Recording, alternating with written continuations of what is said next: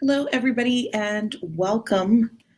Um, it's always a little bit weird to do lives, and I'm used to doing lives now with my friends, but I did send them the link and bully them to come join them. But since I just made this up like an hour ago, we'll see how effective that is. But I had a very long week at work, and it was a very interesting week on Book Twitter, so I figured that I would just jump on here and do a live and chat with you all.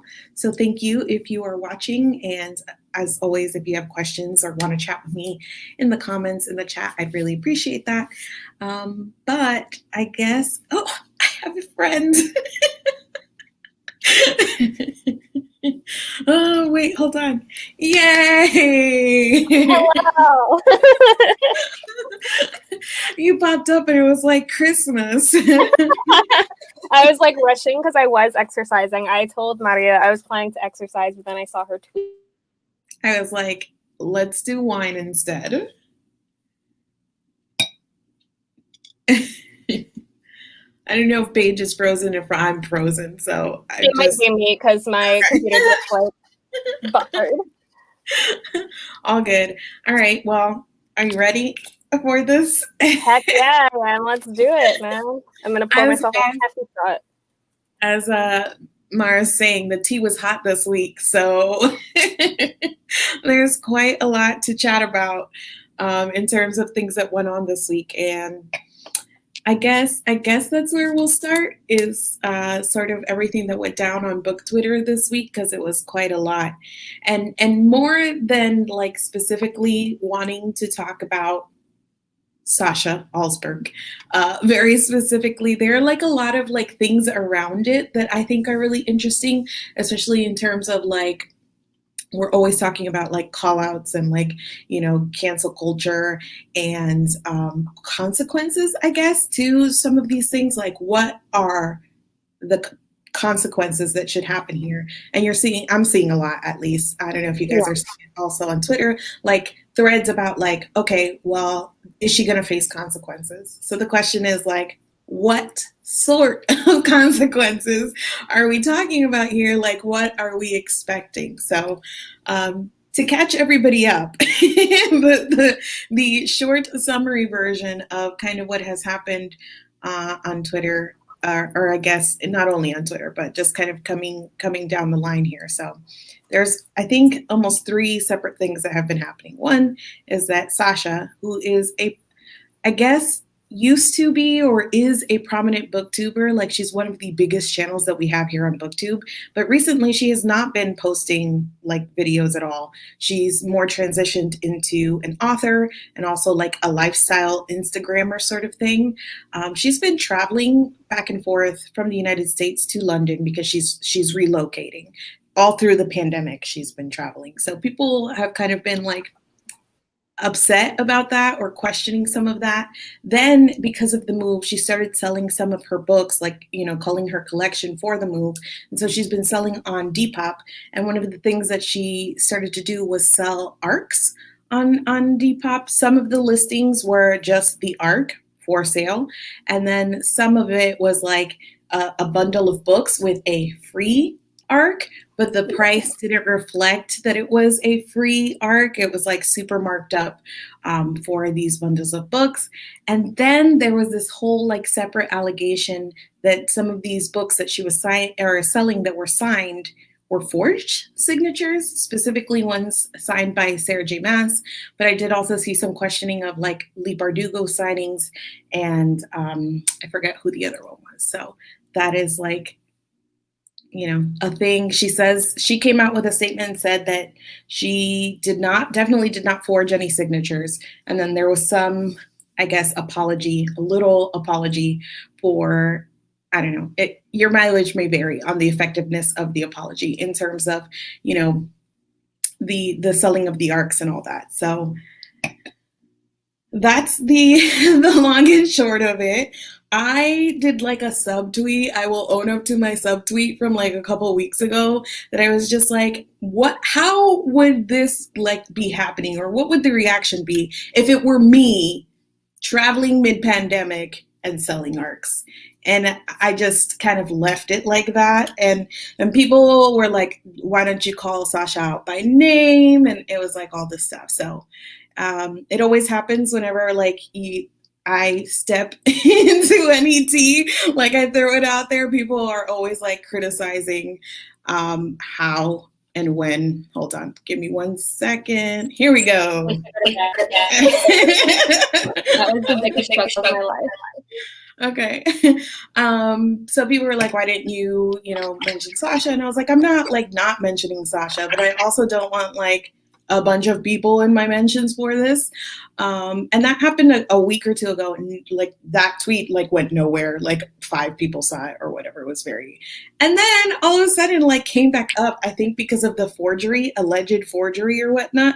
And I was seeing it and I was like, are we talking about this now? Like, let's talk about this now. So all of that to say, I'm not here to like, I told my friends, like, I don't want to be like in the beast, like the villagers, like kill the beast, like that is that. I'm not here to advocate for any punishment for Sasha, but I wanted to talk about like what people are interested in seeing in terms of the fallout here.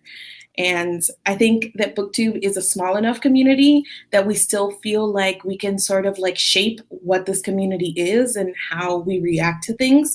So we're still in this, and I think this comes up a lot when people like behave badly or mess up, like the idea of like, okay, well, how much grace do we extend? Do we forgive people, and how do we forgive people? And if not, like, what are the appropriate sort of things or consequences that they should face? So I'm putting this not only to Paige, who was so gracious as to join me last minute, but to everybody in the comments too. Like, what is the punishment that would fit this crime? What are we asking for here in terms of consequence? Do you have any feelings, Paige?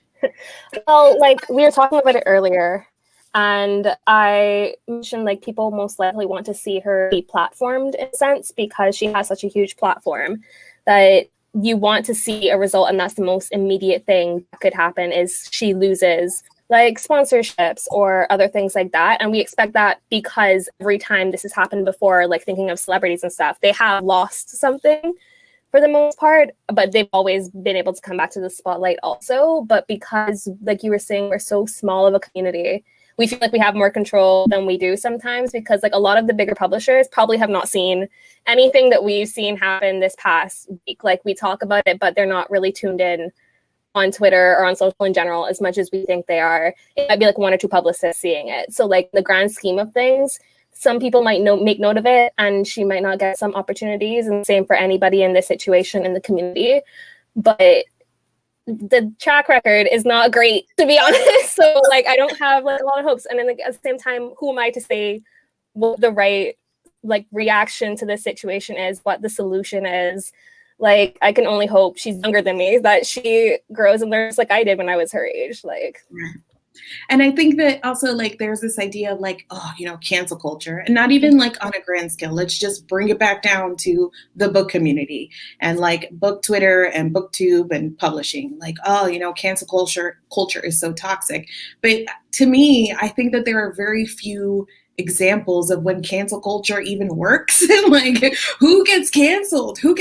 Like when the whole American Dirt thing was happening, we all thought like we canceled her good. Like nobody talked about anything else. And then outside of book Twitter, nobody knew what the heck was going on. And this thing is still a bestseller. It's like nominated for Goodreads awards. And, I'm still seeing it all up in my face everywhere I turn. And I thought we canceled that. So the reality of like our small community is not the reality of like, publishing on a grand scale, readers on a grand scale, or even honestly like BookTube on a grand scale, because the 300,000 people that follow Sasha are not really representative of like the smaller, I guess, more active community that we kind of see and interpret as BookTube, if that makes sense. Yeah, 100%. Because I like, since I work for a publisher on their social media side, I sort of see like both sides of the situation. And like, it's really easy to think when you're like just a like when you're a blogger, like my blogger side, I see all these conversations happening and like they make me feel like we're making like movement in like our little circle. We're talking about things more deeply now. We're not on the one-on-one levels in some areas. But then I go back to work and I'm like, we're literally where we were a couple of years ago in like the book Twitter chats about stuff like diversity and like representation in books, literally just started conversations in the industry. And so that makes me really remember like this community that I have is actually so small in the grand scheme compared to the vast amount of readers who literally do not check anything social before they pick up a book. I don't know what it's like to just live your life and pick up books at random. I wish I knew that. But yeah, like just thinking about like other books, like the whole conversation around deadly education, like that was very intense for me because I had read the book prior to like all the conversations happening around it. And that was the time where it's like, even though I'm having these intense feelings, there's going to be people who find this book and don't even know like what's happening with this conversation. And it's sort of frustrating. But at the same time, it grounds you. It reminds you like, this is just one small part of the world. Not everything is like the end of the world if something happens online. And so, okay, I have like so many different ways that I kind of want to take this. But let's go to the comments because I see that people are kind of bringing some things up that I also want to touch on. So Kara is saying, I agree that some kind of deplatforming would be appropriate, would also show that ethical discussions in the book community are not just theoretical.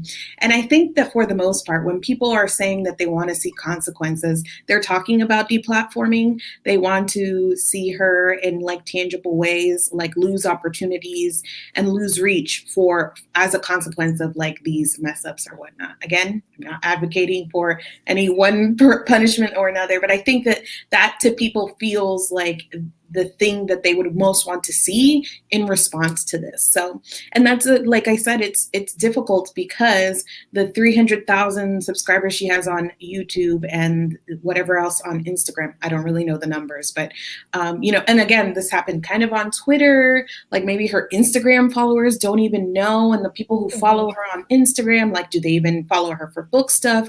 Who knows? So there's no way really to influence that, I guess, except for on a very individual level. And I think that the people who are most like, cutting her off, like, no, she should seek consequences. Like, probably most of us don't even follow Sasha.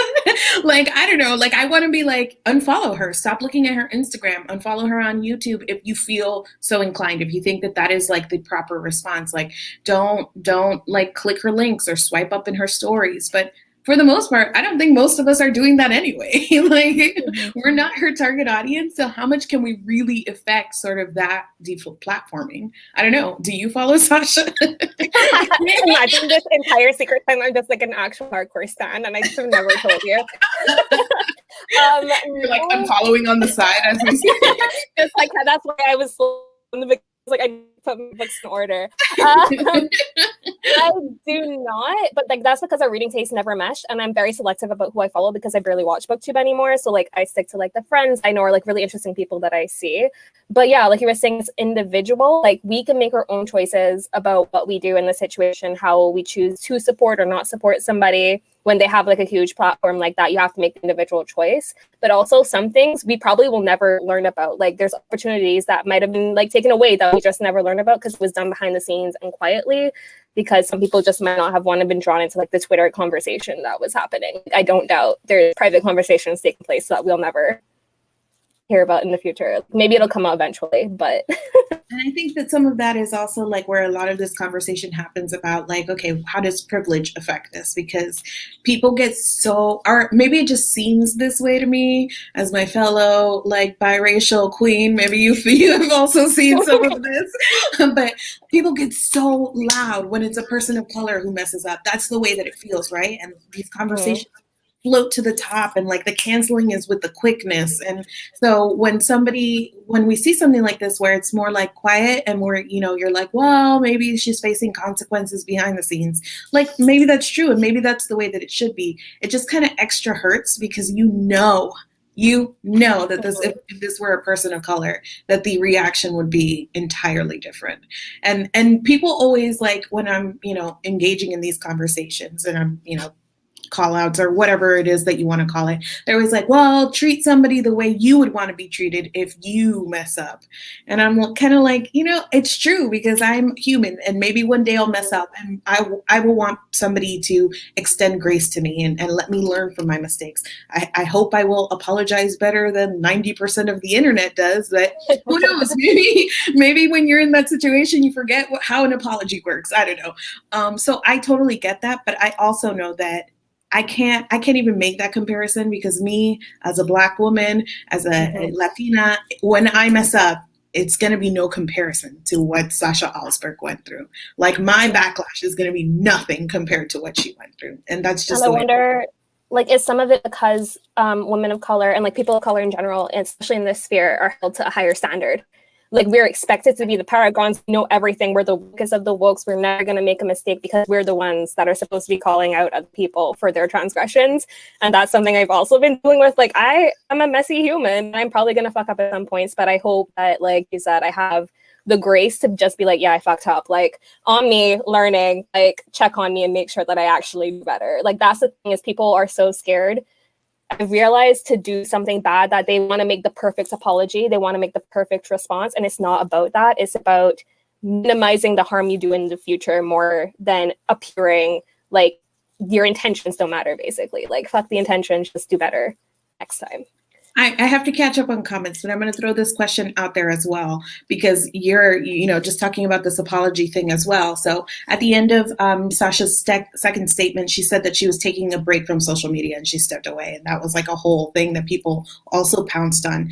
And I feel like that had also the other side of that, in her defense, had she continued to post as normal, people also would have sort of taken issue with that. If she was just like, sorry, and then continued to post her London stories or whatever, that would have been a problem. So for you guys in the comments, and I'll ask Paige as well, would you, like, if something like this happens, do you prefer that somebody steps away from social media and says, okay, I'm taking a little break, time to reflect, I'll be quiet to let the conversation happen? Or do you prefer that they're like, I'm sorry, and then continue doing what they're doing? Like, the logic in me says step away, like, don't just be posting like normal, because that just feels worse in a way.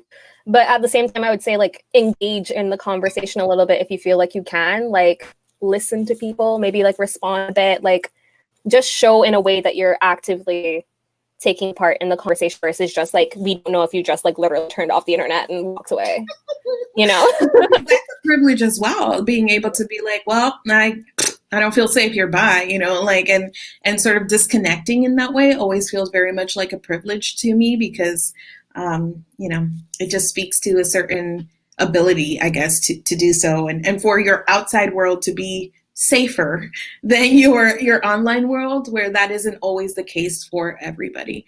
I think also something that's missing a lot of times in apologies, and the reason like the stepping away feels kind of like a cheap way out, is because there's never any like action steps. It's never like, I'm sorry, I'm going to do better, here's how. Like, these are the things I'm going to do. It's always like, sorry, I'll do better, bye. What do you mean? Like, how are you going to do better? What are you going to do? Like, what steps are you taking? What does that even mean? Like, what are the things that we can see? And I think when you're missing that piece of what does this doing better actually mean, the stepping away also feels kind of cheap. I wonder about this situation specifically, because she said she's refunding the money that she got for doing the art book combo thing. What are the other steps that she could be taking apart from her private apologies to authors? Like, I just wonder, in this like situation where everything is being handled so offline, like there was no way like I could see publicly doing this, but like the apology was very vague and weird, and yeah. Questions. Let's think a little bit about what she can do. But in the comments here, I just want to highlight that your daddy hat is got some fans. I've been thinking about buying this for months, so I finally bought it, and I'm glad it's getting the reception I wanted. Okay, what else? Oh crap, it caught me up. I want to go back. Oh no, stick with me, Paige daddy hat.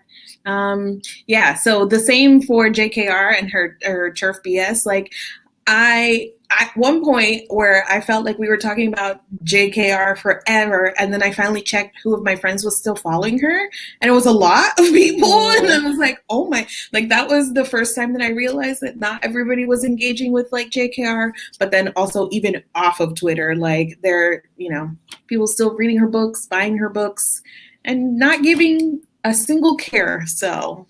Yeah, just looking at TikTok specifically, where it's like a huge part of TikTok. Like there's a ton of videos just about that content. And like, I feel like it has been years, like 2 at least, since I've had like that reckoning myself being like, shit, she is literally an awful human. And like, it's ruined everything for me, which, yeah.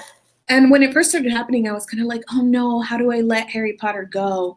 But this many years on, I'm like, screw it. Like, I don't need it's it. Like a point where like just there's no separating, especially because people will say like just separating the artist from the art. But when the person's still alive, you can't have that conversation. There's no separation because they're still getting like money from it while it's going on. It's different when the person's dead, but even then, I don't know, something about it, my brain just can't separate the two sometimes. I'm the same way too. And thinking about like, the personal sort of actions that we can take, that in terms of like unfollowing somebody, not clicking their link, talking to, if you see somebody who's like sponsoring them, sort of being active with the sponsor, but also, again, not advocating for this specifically, but if you as a person feel like Sasha should face consequences and it needs to be deplatformed for her actions, like I don't want to see anybody buying her books and like even to hate read them, even to tell people that they're so bad.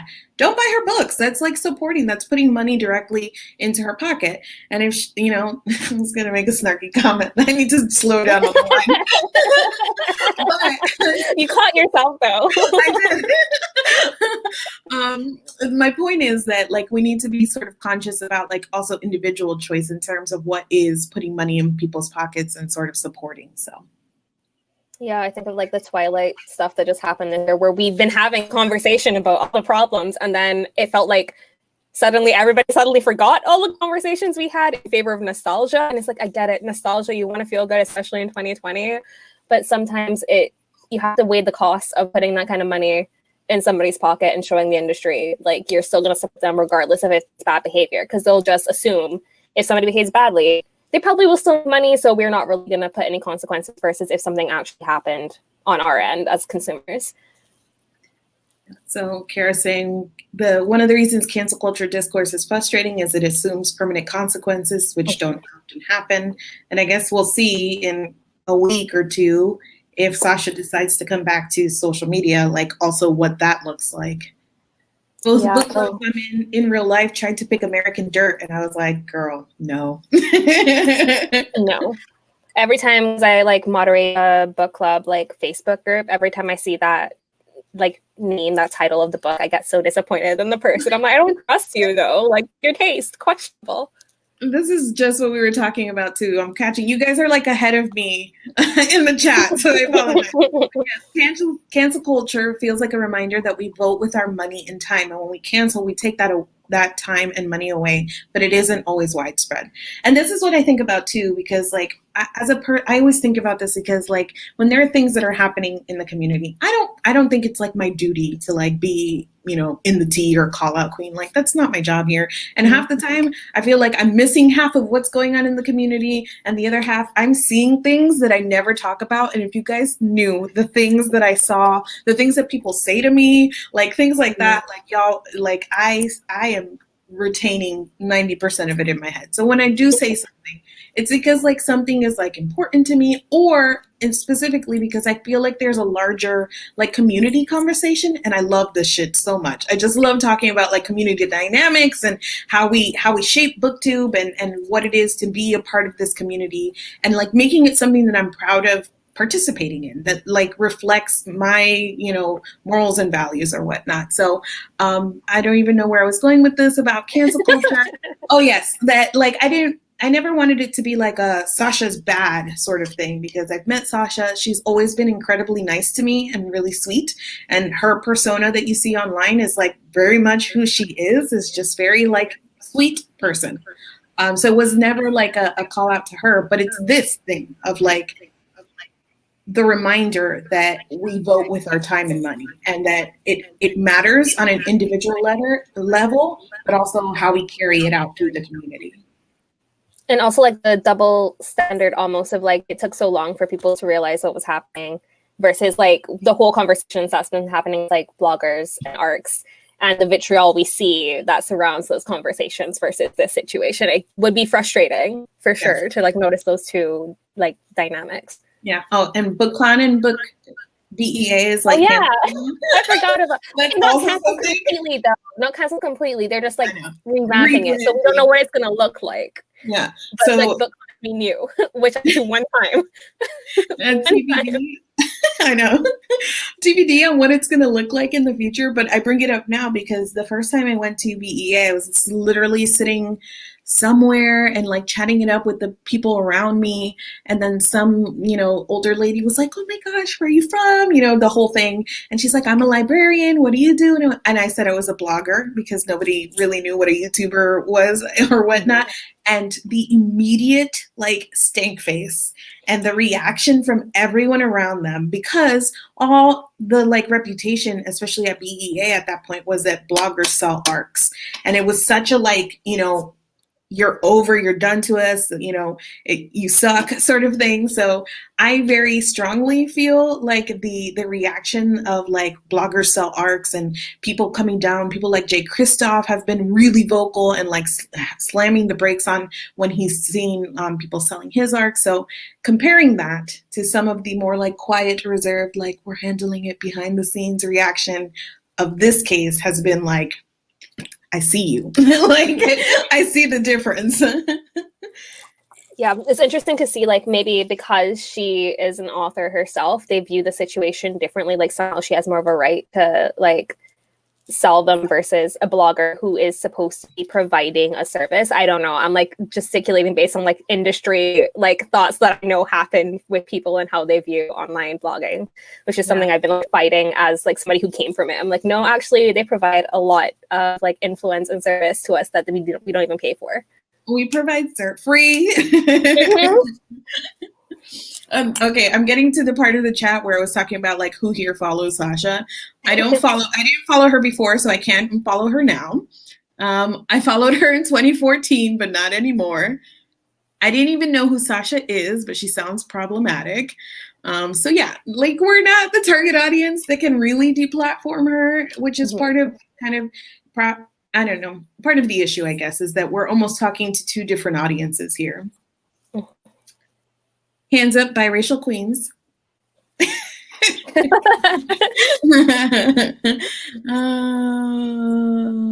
Okay.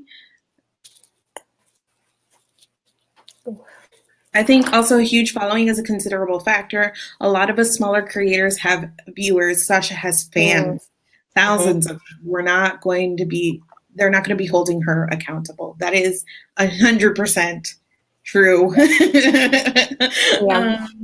I wonder how much of it is age too. Like my audience is like 18 plus for the most part because of the books I read, and just I curse a lot on my channel. I'm not kid friendly in the slightest.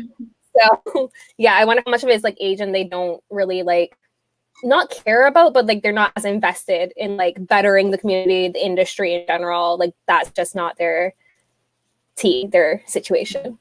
And I think the age thing is really important too, as like a larger view of like, depending on how serious you view like what she's done in terms of the pandemic travel, the selling ARCs and the alleged forgery, is that her audience is young and she's writing for young adults. So there's this air of like taking advantage of a young audience that is like involved with doing things like this, that is almost like extra icky, if you ask me. Like if my audience also skews older, because I am older, I'm in my 30s, I read adult books, and my audience is small. I don't have like Sajid said, like a huge fan base. I just have my friends, I feel like, that are on here, So I think if I sold an $89 ARC to my 30-year-old subscriber, like shame on them.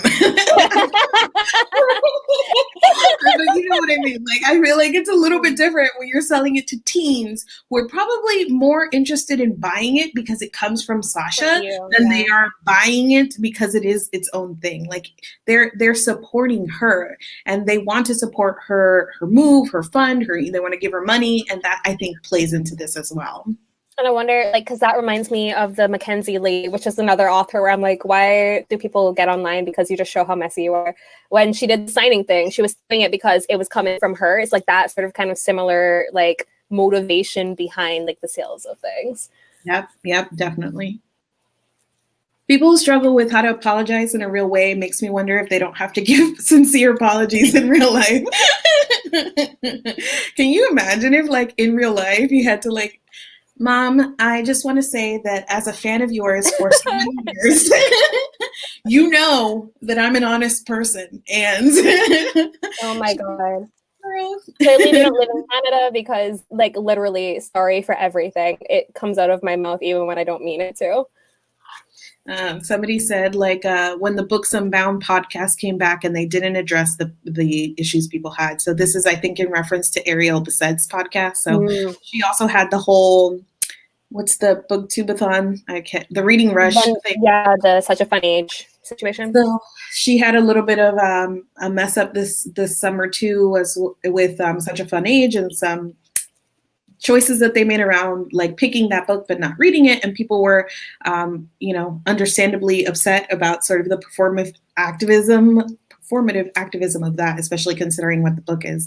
And I have not seen Ariel, like, on Twitter since then, but apparently her podcast is back and she didn't address anything. So this is news to me because I didn't even know she had a podcast. So I was like, oh, that's interesting for sure. Like, I saw her on the internet, like on YouTube. Sometimes that would be like the odd time I would see her video get recommended to me. That's how I know if she's back or not.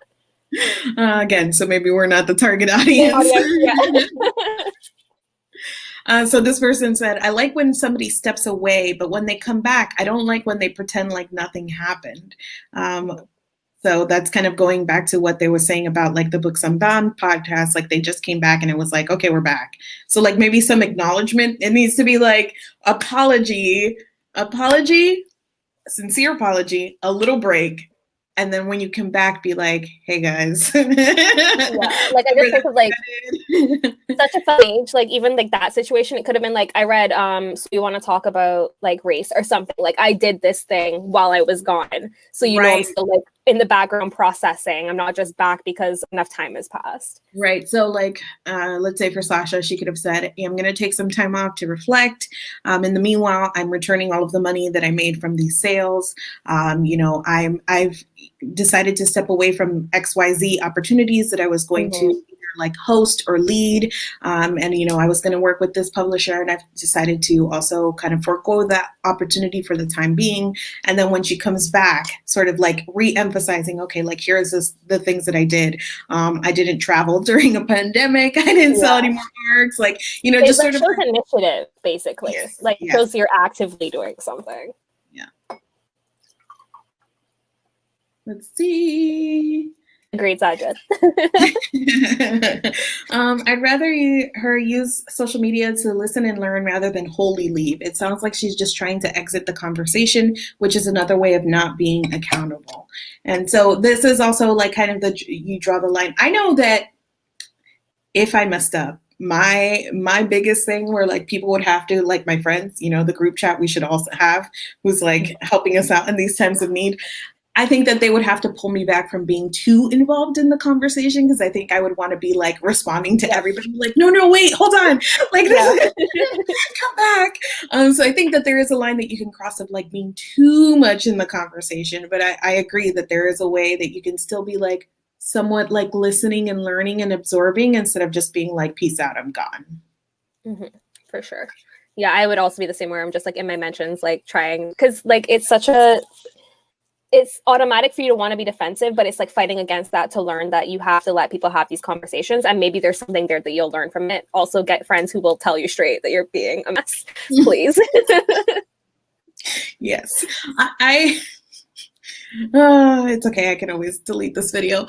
I DM'd her. It wasn't about, like, the ARC signing, but it was more about, like, the pandemic travel. And I was just like, girl, like this is the way that it's coming off.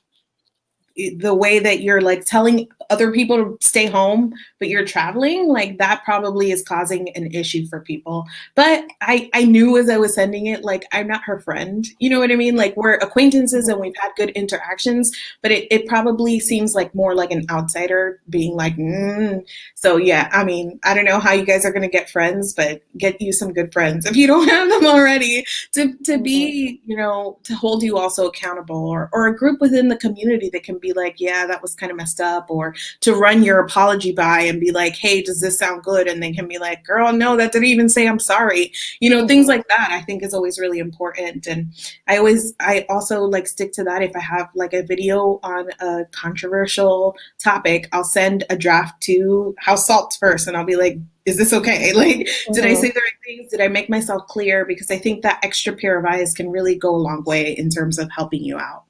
And also like talking to people outside of the community as well who don't have as much information, because that's what I do all the time. I talk to other people and I hear their perspective on situations, because sometimes they'll like think of something in a different way, or like if it's like something about you specifically, not in this situation, but getting too granular about something, they'll remind you to like pull back and consider different perspectives too. So this is a good point too from Kara, that she said a break is appropriate, but announcing that you're taking a break in the way that she did after a not great apology, like that seemed off. So it's the like, I'm sorry, peace out, that is like always like, So maybe it's like the I'm sorry period, and you quietly just sort of like see yourself out without making the announcement of like, okay, well, I'm gone. Yeah, that sort of makes it seem like you're stepping away because of everything happening versus you're doing it because, you know, like now's not the time for your voice to be added. Sorry, daddy favorite. Every time there's a daddy comment, I gotta put it on screen. I'm so glad I chose this hat. I have like a plain leather one like right beside me that I could have worn, but so let's see. Some of the people who bought those arcs probably knowing paid for those too, they probably don't care that much. And that's fair also, like, you know, whether you care or not about like the arc selling and buying, I don't know. It's like, it's a thing. Like, I just feel like I don't want to be like overly like, I don't know, kissing up to publishing and be like, don't smile it. But it's sort of like a contract that you get into, and it's more like an ethical thing of like, okay, they're doing me the courtesy of, we're exchanging here. You're giving me a free book, I'm giving you some exposure. That's kind of like the whole contract. So then to like sell it feels a little bit icky to me personally. Your mileage may vary or whatnot on that. And in general, this has really made me think about how much publishing needs to move away from printed arcs, because they're just, it's so unsustainable. There really is no good way to get rid of an arc, honestly. And I totally get that. I have a box full of them that I also unhauled that I'm going to eventually donate somewhere. But even that feels a little bit like, oh, this sucks. I just think that printed arcs are a thing of the past. As much as we can get away from them, we should be. Yeah, like I work in publishing, so like I knew as a reader, like arcs were like this mystical thing to me. I wanted to get arcs, I wanted to be like on that level, but then when I started working, I'm like, it's literally just unfinished copies of this book that are gonna have grammatical errors that are printed on cheap like paper with not a great cover. Yep. Like sometimes there's no cover, so like the ugly. Like, they're so I do not. I'm not a fan of arcs anymore. So like I'm on a different like I just don't buy them. Buy a finished copy for real. It's like not as special as you think it might be as like a reader. Just like printing wise, it's literally probably like $2 to print. But I agree with like the moving away to from physical. I know like where I am, like our company specifically in Canada is looking to do more e-arcs because of the environmental impact of physical arcs. I'm just thinking of all the physical arcs in the office right now that we never got to send out because of COVID, and I'm sad like just thinking about them. Yeah, and I know we talked a little bit about this when we did our consumerism chat as well. It's just like sort of like the long-term sustainability of printed books, and then how much that even that is decreased in an arc. So I totally get it. Arcs are difficult to get rid of, and guess what? It's not illegal to sell arcs. It just is kind of a crappy thing to do. So. Yeah, I always like ask friends if they want, like I have like an Excel sheet where I'm like, I have all these books, please take them from me so I don't have to like randomly get rid of them. Bye, Harry. Thanks for the memories. Yeah, Potter. It might seem like something is common knowledge because it's discussed on Twitter, but that's not the case. Literally, no one cares about the JKR combo. That is true. Which is so It is frustrating. also a certain privilege to be able to separate the author from the art. That the art isn't hurtful to or impacting you speaks to a level of privilege. And that is absolutely right. And so that I think that always the conversation of whether you can or should separate the author from the art has to start there. Like, I can do this because it doesn't hurt me. And now the question becomes, should I do this? And is it worthy of my time and money because I have the privilege to do this? Yeah.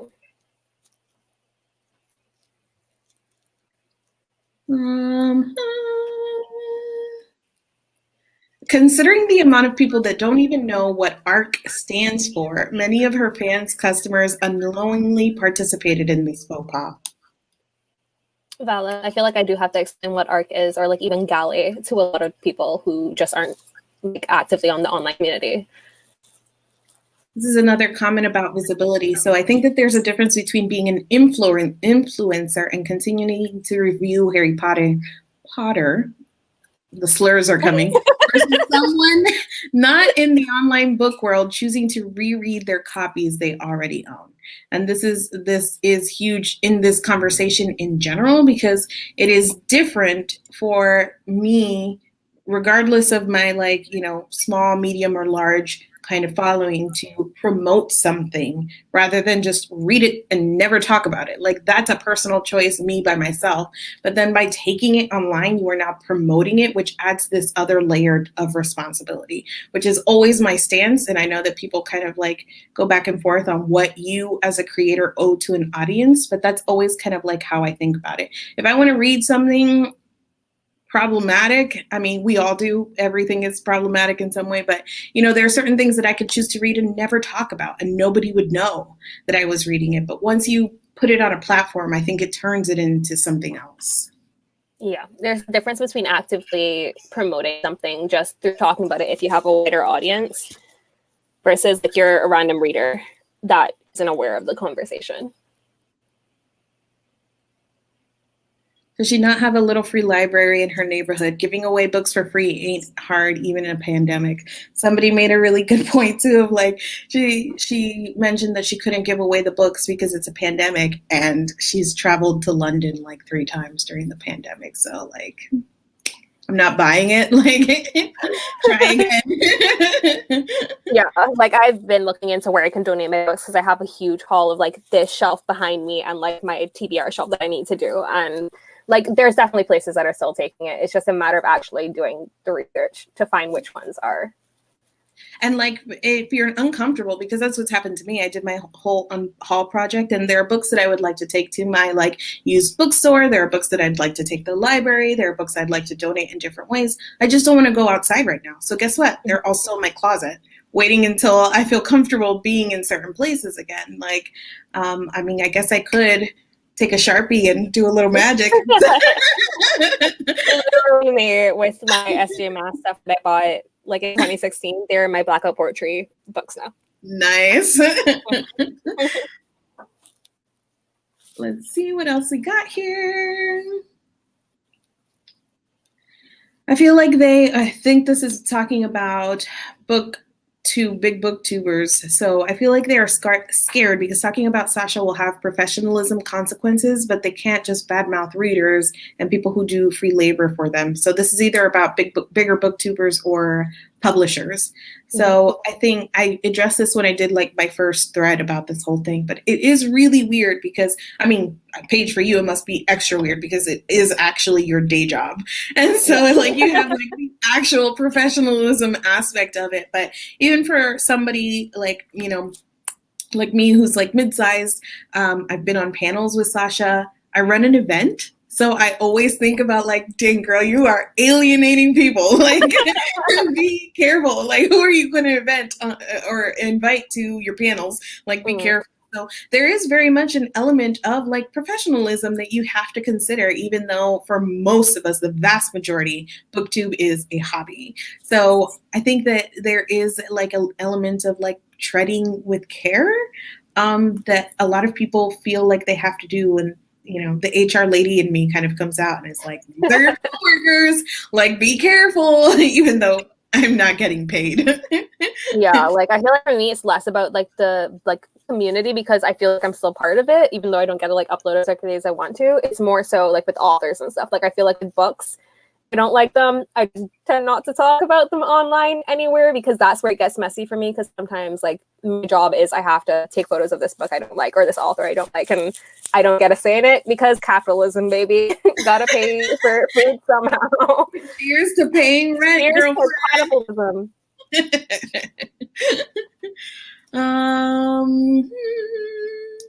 But thank you guys for being patient as I like scroll through. I keep losing my spot too. Okay, where are we? On their Instagram. The Books Unbound thing was weird because they put an apology on their Instagram, but then didn't address it on the podcast except to say, read our Instagram post. And so this is also something that kind of came up with Sasha, because she posted her apology on Twitter, but not on Instagram, where she also has like an even bigger platform. So I don't know, post your apology to all. I feel like that's like a safe thing to do if you are a creator, or at least post it to where the most people will see it. Also, when Chandler did her apology earlier, was it this year as well? 2020. I feel like it was this year, yes. She locked her account and then posted an apology, which was something that I was like, you want your apology to reach as many affected people as possible. So think about that when you're posting, like what platform and like who's going to be able to see, who was hurt and who's going to be able to see your apology. Yeah, and I feel like it comes sometimes, like I think that comes from not wanting to say the wrong thing.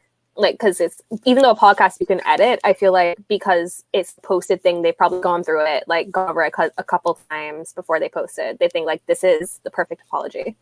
I just saw this too. I feel like I'm missing comments. I'm so sorry. If I've skipped over something you said and you want me to say it, like see it, like post it again. But Chandler is hoping we forget everything so she can come back without having to deal with the consequences. And then Mara said, I never figured out what she did. Is there a TLDR summary?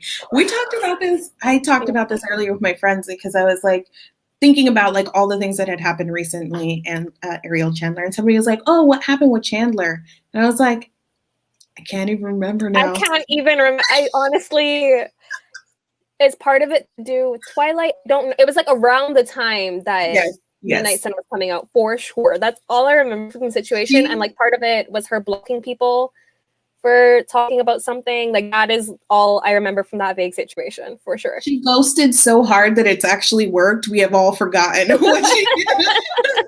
But I think that she was like pretty much promoting some problematic things. So it was like Captain Prince. Yeah, Captain Prince. Twilight. And so a number of like women of color had called her out on some of this and just saying like, hey, this is really problematic. Like, why are you still promoting it? And she ended up blocking them. And then there were some other things too about her. She said, I think, I didn't see them for myself, but people said that she had said some homophobic things. And she was like eating Chick-fil-A on camera and like promoting Chick-fil-A. So it was just like a bunch of little things that had happened that people were like, this isn't cool, this isn't right. But she was like blocking them. So it got to a point where people were like, okay, now you're just like blocking everybody, like all the women of color specifically who are trying to tell you that this isn't right. And so she apologized. She locked her account. She apologized, and then she said, "See you never." Yeah, I feel like Midnight Sun was like the cap on everything that had happened, and that's what pushed it over the edge. That resulted in the apology. Yeah. And the thing is that it resulted in the apology, and she like disappeared from Twitter, but she still read Midnight Sun. If you see her, I saw the review come up recently. If you see her review, go read it before she deletes it. But the review is wild, considering this is what we were talking about in the first place. But that's neither here nor there. You have got to have friends who will let you know when you've shown your ass. At your friend who will let you know. I feel like all of my friends will let me know if I show my ass because like that's just who we are as people.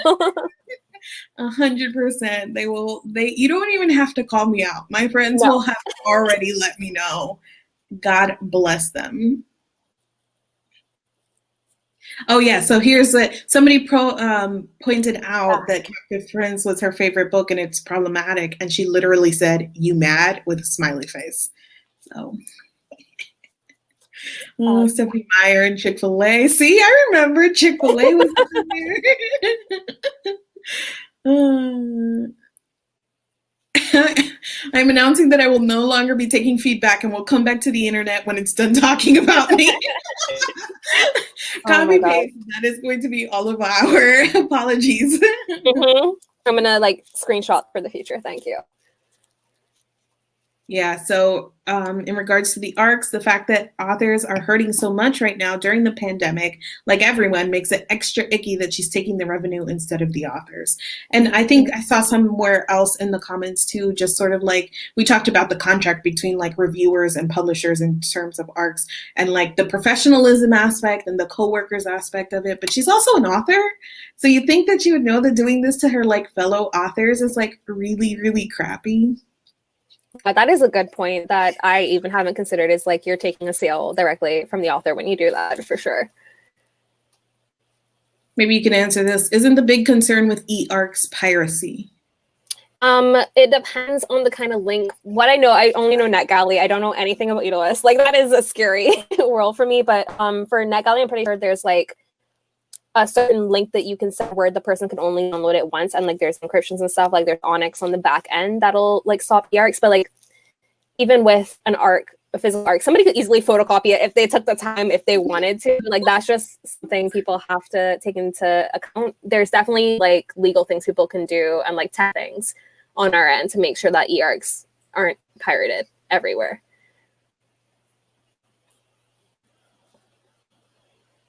Let's see. e-ARCs. We got a lot of support for e-ARCs in the comments. Take that back. I love to hear that. I will. Crap, I lost my spot again. This is like the worst.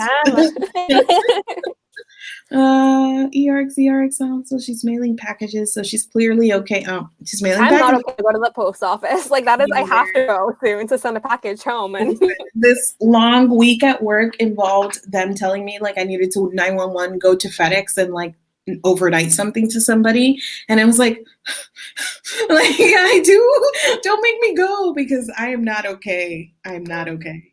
Also, don't have a reading degree added at like the very bottom of the comments. Don't scroll down. I'll just tell you. I think Chandler was posting BLM posts and other things supporting marginalized voices, and then you reply. It was you. Chandler, your handle name refers to Twilight. It was you. It was me. Okay, I was right. I actually love that. And I'm like, I don't remember what happened. Listen, I only get that salty about Twilight things because I'm over it. I'm over people supporting that racist piece of crap and just being like, it taught me to read. No, it didn't. As soon as I saw that comment, I was like, that is correct because I do remember this happening. People were also like suggesting like leaving ARCs, like somebody said, in their apartment building, like hallway, or taking it to local laundromats, schools, prisons, women's shelter. I know that a lot of prisons, because I looked into this when I was doing my unhaul, like some of them have specific things about what they want, like it can't be hardcover, there can't be violence involved, and they're usually looking for like a specific age range. But these are all things that you can absolutely look into if you are interested in donating some books. So Mara's also saying, I like to consider other booktubers to be my colleagues, so I'm unsure the right etiquette for holding to account versus showing respect as coworkers. I also think that no matter, from my own personal experiences, that like no matter the route that I go, there's not a right answer, because I've said nothing and people have literally come into my DMs and being like, why aren't you saying anything about this? Which is wild. Yeah, or like, what's your thoughts on this? What's your thoughts on this?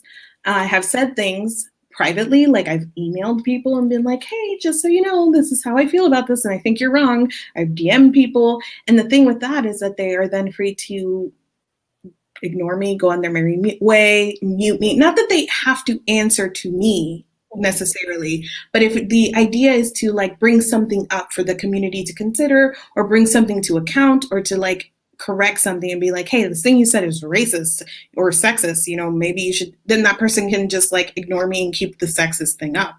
So then if you call it out like in front of people, then people are going to come for your neck and be like, oh, well, why didn't you DM? Why didn't you email? Like you're so mean. And then the extreme is that when we do have these conversations, there's always a handful of people that take it to the extreme and then get into the territory of like bullying and like, you know, threats and things that are like uncalled for anytime, like no matter what, like you don't need to be out there like wishing death on anybody. So there's no right way is what I've learned.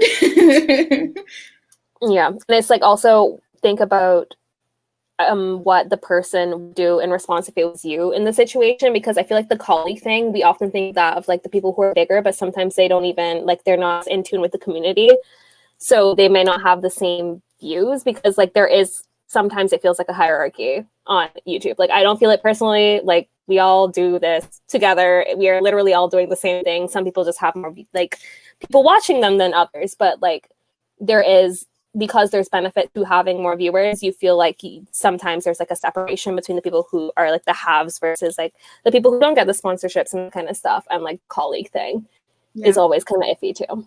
Yeah. And there is just like and BookTube is so freaking weird. Like at 14,000 subscribers that I have over the last 5 years or whatever, I feel like most people consider that big. And it probably is like a bigger BookTube channel, but we're talking about people who are the biggest have so many more than that. And then also in the large scheme of YouTube, 300,000 subscribers is nothing. So like, I don't know, it gets really weird in terms of how we differentiate, you know, sort of that, what you're saying, like the colleagues and the difference between like Sajid was saying, somebody, you know, who has a smaller community and it feels more like friends and chatting versus somebody who has a bigger one and it feels like a fan base. We're still remembering things about Chandler. Fetishizing male romances. That was part of that's just a community problem in general. Yes, like for sure. I found it. I was not lying to you. This happened. Do you have a screenshot of that saved? Because you remembered it.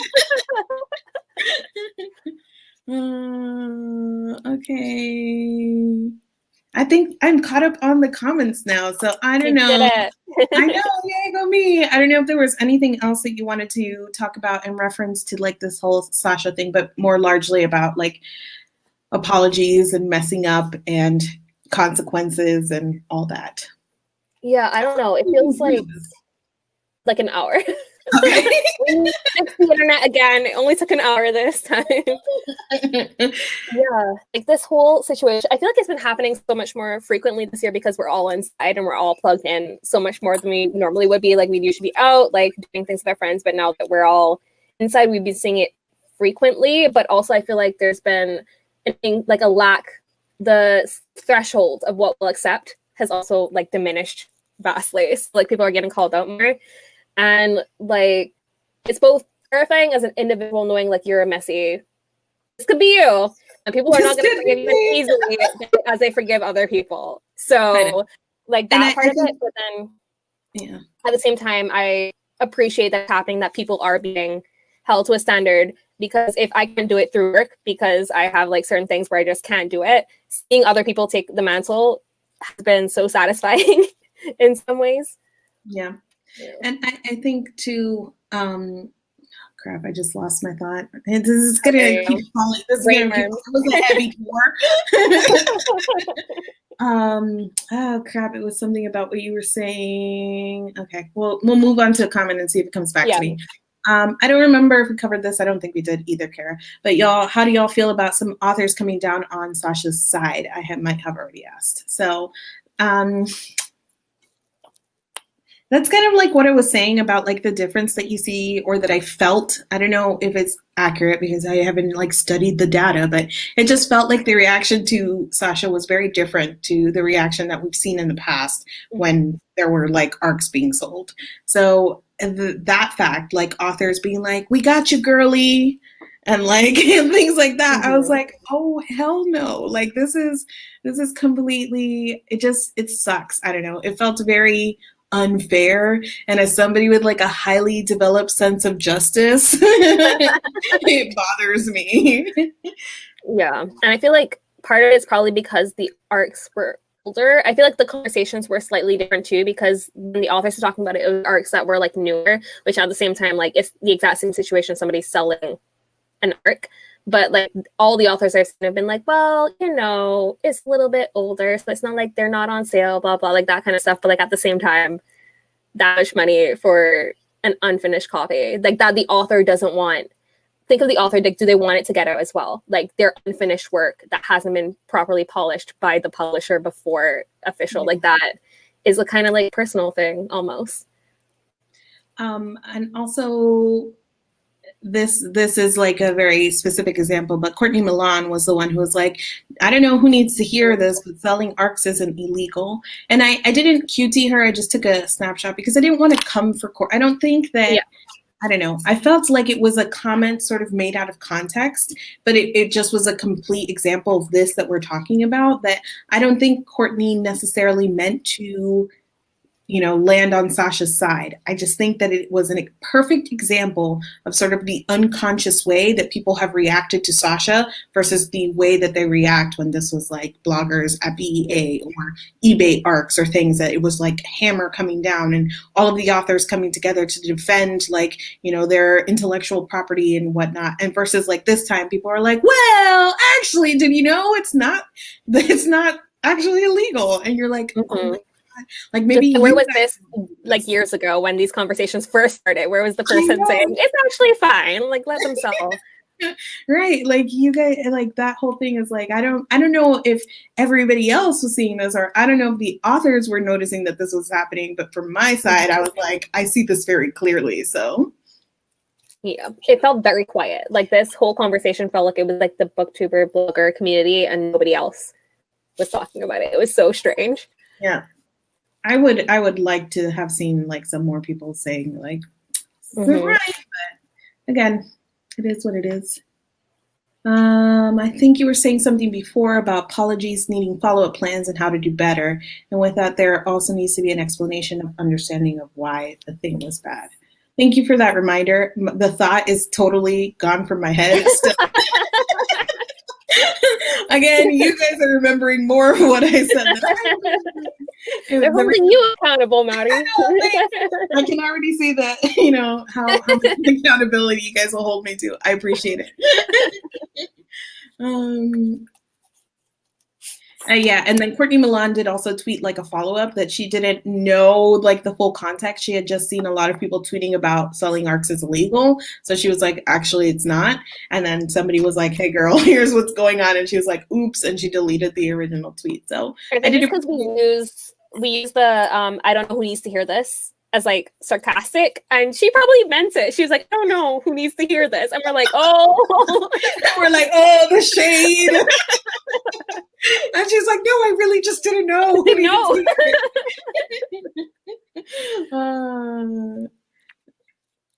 Okay, what else? Oh, okay, we got some new ones. So yeah, to get into a little bit more nitty gritty of the second apology, the thing that got me the most upset about like Sasha's second statement is that in it, she still tried to pass the blame onto somebody else, like not even a named person. She was like, oh, like one of my friends told me, or somebody told me that I should like that they sold ARCs in bundles. So that's why I did it. And I'm like, I don't care about your backstory of why you did what you did. Like own it, because it still feels like very much like, oh, it wasn't me. It was some bad advice I got. Like, girl, this ain't the time for like, you know, that detail of like your explanation. It's, I messed up. I'm sorry. Here's how I'm going to do better. That's it. Also, didn't specify like the person said like book specifically, so it could have been somebody who like resells clothes or something. Where like exclusiveness does make sense to sell it for more, like retail value, whatever. But like for books specifically, because of the intellectual property like element of it, there's like certain things where if it's a different, like it's a special makeup collection that you've never used versus like an ARC, which is something that like technically belongs to the publisher / author. Yeah. Yeah, I agree. So it could have been where she got it from. Yeah. And sorry, I'm just like, I'm still like really a little, because the other thing too was that like I didn't even think there was like true ownership, because some of it was like, she didn't acknowledge that some of her arcs were standalones. It was like, I was just throwing them for free in bundles. We know that's clearly not true. Mm-hmm. Like, that wasn't an apology, because you haven't actually owned up to the thing that you did. Like, you're making excuses for the thing that you did. So just own up to it and be like, yeah, I was selling arcs, and that's a really crappy thing to do. I needed the money, so I wasn't thinking clearly. Whatever it is, own up to the thing that you actually did. Yep. All right, I'm going to ask a question. Oh God. This is for the comments. I'm going to ask a question because I'm curious. I think that I'm landing more on the no side, but do you guys think that the books were actually forged? Hit me with a yes or a no in the comments, because I cannot believe that somebody would actually do that. It's gorgeous signature. Funny story while people answer. When I was younger and I moved to Canada, my dad would sign stuff for me, obviously for school. I got to sign something that was fake, scanned his signature, and put it on future school things. So like, I scammed my way in, but so I have my own opinions. They just like, and I do it again. I just think there's ways, like if it was done, that it could have been done better, is like my bad brain thought. I don't know. I just think the only reason I think not is not because the signatures look good, because they don't. They look really bad. But just like like nobody could do this and be so incompetent at it. You like would do it to like a T. You would take care with it, I feel like. Exactly. And at least make sure all of your like forgeries match up. Mm-hmm. Like that I cannot, it does not fit in my head that somebody tracing paper. I don't know. I'm not saying forge shit, guys. I'm not condoning forgery, but like the logical part of me is like, there's ways could have done it. Daddy is officially tell you to forge better. Forge better. Let's see. We got a bunch. Let's see. No. Yes. No. I think not. Yes. If she needs, yes. Yes. I don't think so, but they were fishy. At least 3 were fake. The pics were very suspect. Yes, but maybe with Sarah J. Maas's permission. No, I'm sorry. I don't know. I would be pulling that comment. I disagree. I do think SJM would be like, for sure, I pretend to see you. That's what I was laughing at. For everybody in the chat, we've been playing Among Us for like hours every Saturday. I told everybody in my life, like in Toronto, don't message me on a Saturday. I'm not doing anything with you. Playing Among Us. You would not want to see House Salt playing Among Us. We are a mess. No idea. This is really interesting. No idea. But her not owning up to the things she most definitely did, cast suspicion on the signatures. And with that, I totally agree. Had she been like, I sold arcs, I did it. Like, it was me. I didn't, whatever it was, whatever reason she had. And then said, however, I did not forge the signatures. Like, no way, no how. Then I feel like, okay, like she's being honest about one thing, so I can believe she's being honest about the other. But the wishy-washy, like, oh, I didn't know. My friend told me to sold the arcs. They were free. And also I didn't forge. Like, now we're getting into a place where it makes it easier to sort of believe. But again, I cannot believe that somebody would do that. It goes back to the apology, like wanting to show your intentions in the apology versus just, like you said, like owning up, admitting like what these people are saying is like valid in some ways. I do not, guys, you get me fired. I cannot. I do not condone forgery. I'm just saying, if I was to do it, I would do it better. I don't know. Like, I would tracing paper. I don't know how it works. I would have to watch a couple YouTube videos or maybe Skillshare. I don't know. You're not condoning forgery. You're just being confident in your own skills. Like, yeah, you're being O.J. Simpson. I didn't do it, but if I did it,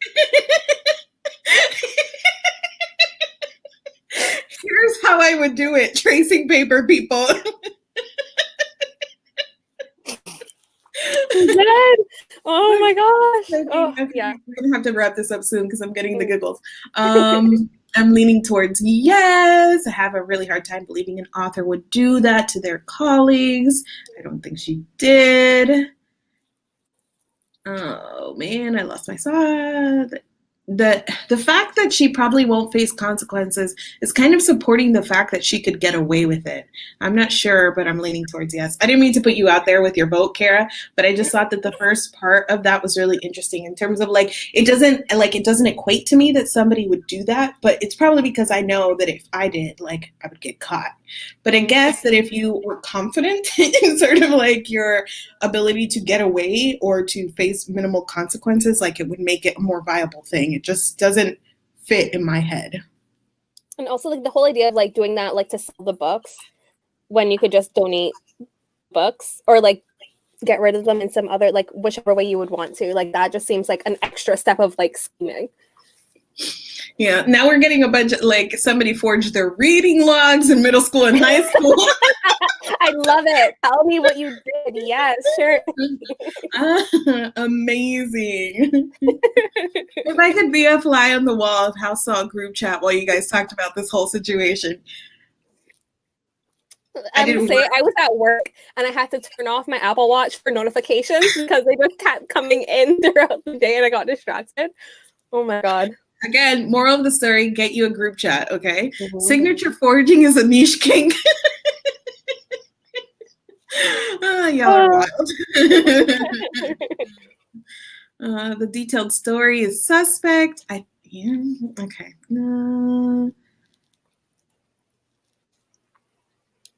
Let's see what else we got here. I think. Listen, if you're gonna do it, you gotta do it right. Oh, yeah, I love this. Daddy Page. That is my new name. That's my new Twitter name. Here's Jordan's take on House Salt that day. I was at work, but was I working? Correct. All right. Oh, your eye makeup is goals. I didn't mean I love that you're like, oh, I didn't mean to do that. Oops. I think that's it, unless anybody has any more specific questions in the comments. Paige, you are like the number one for literally quitting your exercise routine mid-routine. Yeah, literally 15 minutes and I'm gonna come hang out with Maddie. Like, I'm done for the night. If you are not already subscribed to Paige, please go do so. I'm pretty sure everybody who would be watching me should be subscribed to Daddy Page. But Daddy Page loves wine. She's got publishing insight, and she thinks well-done forgeries are sexy. So expect you to all send me your best forgeries on Twitter. Just add me. Okay, I know I was just like wrapping up, but we'll just very quickly put here at the end that another thing that happened this week was the whole Jessica Cluess thing, which was like the first thing that happened. Like she did the whole thread about disrupt text and like the canon, and it was such a weird thread. It was so aggressive, like weirdly insulting and aggressive. But she, I guess, has since apologized. It was another like very PR apology. And she's also since been dropped by her agent because of the comments she made. So if you have not looked into that whole thing, that was also a very, very interesting thing that happened. I talked about it very briefly, like I made a few tweets, and even those few tweets were found by like racist men on the internet who just wanted to let me know that I was awful for having the opinions that I did.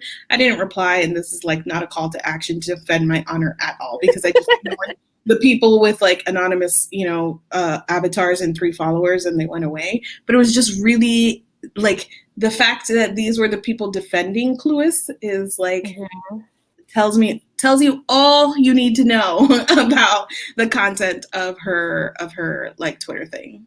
Yeah, that just felt like it just very aggressive for the conversation that was taking place. It just felt like very separate. But also, did you hear about the cornbread? Call me cornbread. Have you heard about that? Oh my God. I just discovered it last night. There was like a tweet that came out like through like that was like one of the hashtags, and it was like this white woman saying that she she was basically writing from the perspective of a Black person, but the way she said it was that she chose to be this like Black teenager in this book. It felt very like Rachel Dolezal situation, and the name of the book was Call Me Cornbread.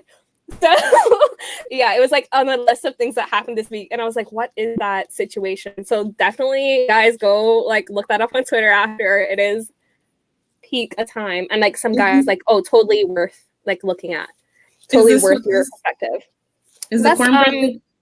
No, that's Nora Roberts. Oh my God, did you not hear about the Nora Roberts stuff either? No, am I telling you this news? So there was this woman, Deborah, who commented on like Nora Roberts like blog post, I'm pretty sure, and she's like explaining to Nora how publishing works, saying like you can totally publish a book every 6 months. Publishing just chooses not to do it, and was like going into detail. And Nora was like, I explained it to you myself personally, Deborah, you are incorrect, but you keep saying that it's facts, even though it's just opinions. And she like dresses her down in like a comment this long. I need to send you the screenshot. It's so good. Yeah, publishing has been popping off the past 2 weeks. I'm tired. Let's take a break for Christmas, please. I love that. I'm like, let's do this thing to talk about what happened in Twitter, and I don't know what half of what happened on Twitter. This like happened yesterday, I'm pretty sure. So it's like brand new. Hasn't hit the main timeline. Seriously, sub to Daddy Page. Zebra played herself, so she doesn't need further discussion. It sounds like Nora addressed it. I mine yesterday to get into detail.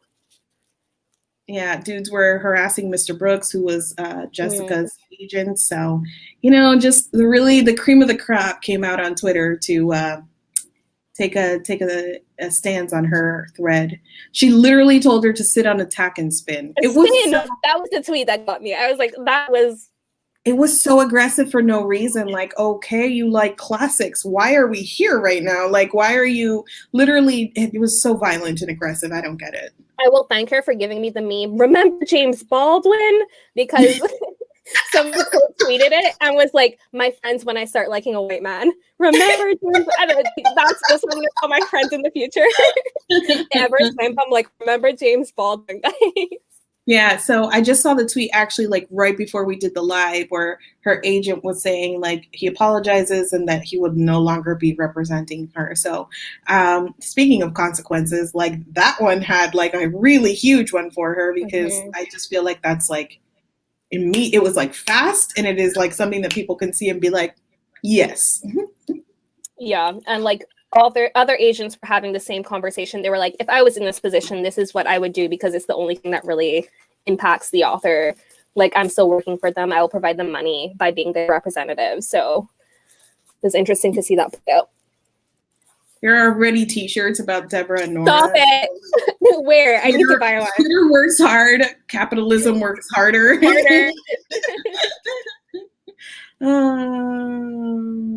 Okay.